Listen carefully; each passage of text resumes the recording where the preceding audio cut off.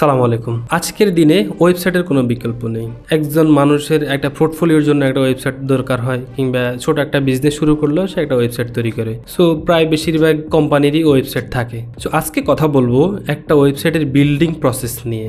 একটা প্ল্যানিং থেকে শুরু করে প্রোডাকশানে লঞ্চ হওয়া পর্যন্ত যেই স্টেপ বাই স্টেপ যে প্রসেসগুলোর মাধ্যমে একটা ওয়েবসাইট সাকসেসফুলি রান হয়, সেই ধাপগুলো নিয়ে কথা বলবো। সো এই সাকসেসফুলি রান হওয়ার জন্য আমি এই ধাপগুলোকে 8টা ভাগে ভাগ করছি।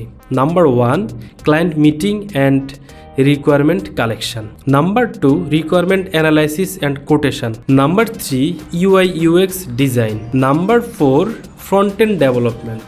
Number 5, back end development. Number 6, testing and QA। Number 7, client review.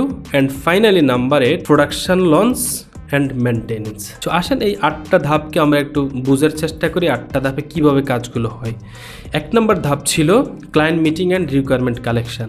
এই ধাপে একটা ক্লায়েন্ট যখন প্ল্যান করে সে একটা ওয়েবসাইট তৈরি করবে, সে অবশ্যই কোনো ডেভেলপার বা কোনো সফটওয়্যার কোম্পানিকে রিচ করে, দেন একটা মিটিং ফিক্সড হয়। সেই মিটিংয়ে মূলত যেটা করা হয় যে ক্লায়েন্টের যে চাওয়াটা, কী ধরনের ওয়েবসাইট সে করতে চায়, তার এখানে টার্গেটেড অডিয়েন্স কে হবে, কী ধরনের প্রোডাক্ট থাকবে বা কী সার্ভিস থাকতে পারে, কী কন্টেন্ট থাকতে পারে, ফুললি ক্লায়েন্টের কাছ থেকে এই জিনিসটা কালেক্ট করা হয় এবং এই স্টেজে একটা রিকোয়ারমেন্টের লিস্ট পাওয়া যায়। দেন পরবর্তী স্টেজে এসে রিকোয়ারমেন্ট অ্যানালাইসিস অ্যান্ড কোটেশন তৈরি করা হয়। এই ধাপে আমরা আগের ধাপে যে ক্লায়েন্টের কাছ থেকে রিকোয়ারমেন্ট লিস্ট পেলাম, সেই রিকোয়ারমেন্ট লিস্টগুলোকে অ্যানালাইসিস করা হয়। কারণ অনেক সময় ক্লায়েন্টের কিছু হিডেন রিকোয়ারমেন্টস থাকে যেটা হয়তো ক্লায়েন্ট অনেক সময় বোঝাতে সক্ষম হয় না, তখন তার যেই স্পেসিফিক রিকোয়ারমেন্ট সেগুলোকে অ্যানালাইসিস করার মাধ্যমে আদার্স রিকোয়ারমেন্টগুলো চলে আসে। তখন বিশাল একটা ডকুমেন্টস তৈরি হয়, সেটা ক্লায়েন্টের কাছে সাবমিট করা হয় যে তোমার ওয়েবসাইটের জন্য টোটালি এই রিকোয়ারমেন্টগুলো। তখন সে সেটাকে অ্যাপ্রুভ করে বা তার কোনো ফিডব্যাক থাকলে সেই ফিডব্যাক দেয়। অ্যাপ্রুভ করার পরে এই রিকোয়ারমেন্টের উপরে বেস করে একটা কোটেশন তৈরি করা হয়। কোটেশন তৈরি করতে এখানে মূলত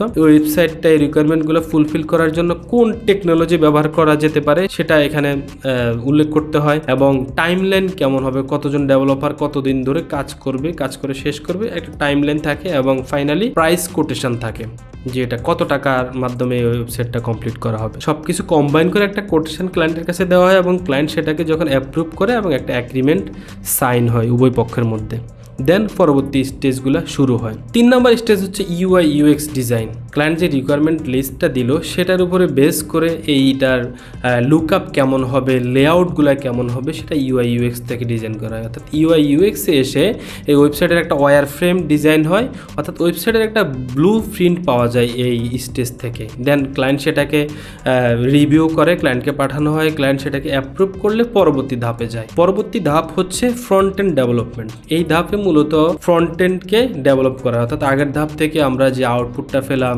UI UX ডিজাইন থেকে ফিগমা বা PSD পেলাম, সেটাকে HTML CSS এ কনভার্ট করা হয়। এ ধাপে মূলত HTML CSS এবং জাভাস্ক্রিপ্টের মাধ্যমে ফুললি একটা রেসপন্সিভ ওয়েব পেজ পাওয়া যায়, যেটা মূলত একটা স্ট্যাটিক ওয়েব পেজ। দেন এই ধাপের কাজ কমপ্লিট হয়। পরবর্তী ধাপ হচ্ছে ব্যাক এন্ড ডেভেলপমেন্ট। আগের ধাপে আমরা যে স্ট্যাটিক ওয়েব পেজটা পেলাম, সেই ওয়েব পেজটাকে ফুললি ডাইনামিক করা হয় এই ধাপে এসে। এই ধাপে একটা ব্যাক এন্ড সিস্টেম তৈরি করা হয়, যেখানে একটা CMS থাকতে পারে, অ্যাডমিন প্যানেল থাকতে পারে, অ্যাডমিন সেখানে ঢুকে তার কন্টেন্টগুলো সে প্রতিনিয়ত চেঞ্জ করতে পারে। একটা ডাটাবেজের কানেক্টিভিটি থাকে, কিংবা যদি API ডেভেলপমেন্টের দরকার হয় এই ধাপে APIও ডেভেলপমেন্ট করা হয়। দেন পরবর্তী ধাপে টেস্টিং অ্যান্ড QA হয়। এই টেস্টিং অ্যান্ড QA ধাপে এসে এই অ্যাপ্লিকেশানের এই ওয়েবসাইটের সব কিছু টেস্ট করা হয়, কোনো বাগ আছে কি না, পারফরমেন্স টেস্ট করা হয়, ইউজার অ্যাকসেপ্টেন্স টেস্ট করা হয়। সব কিছু টেস্ট করার পরে যদি কোনো ফিডব্যাক থাকে, কোনো রিভিউ থাকে, সেক্ষেত্রে সেটা আবার ডেভেলপমেন্ট স্টেজে যায়, এগুলো সলভ করে আবারও টেস্টিংয়ের স্টেজে চলে আসে। সব কিছু ওকে থাকলে এখান থেকে অ্যাপ্রুভ হয় এই স্টেজ থেকে।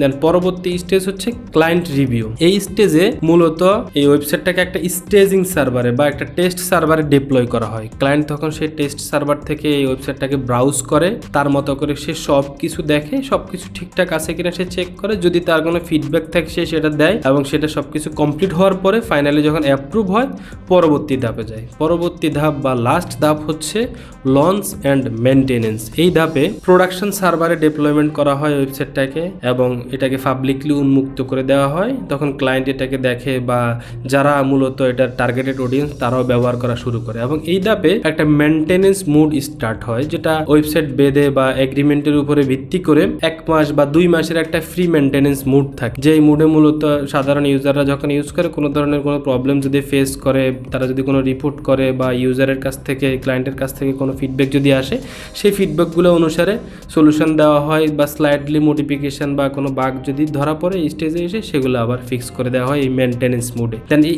8টা প্রসেসের মাধ্যমে একটা ওয়েবসাইট ডেভেলপমেন্ট কমপ্লিট হয়।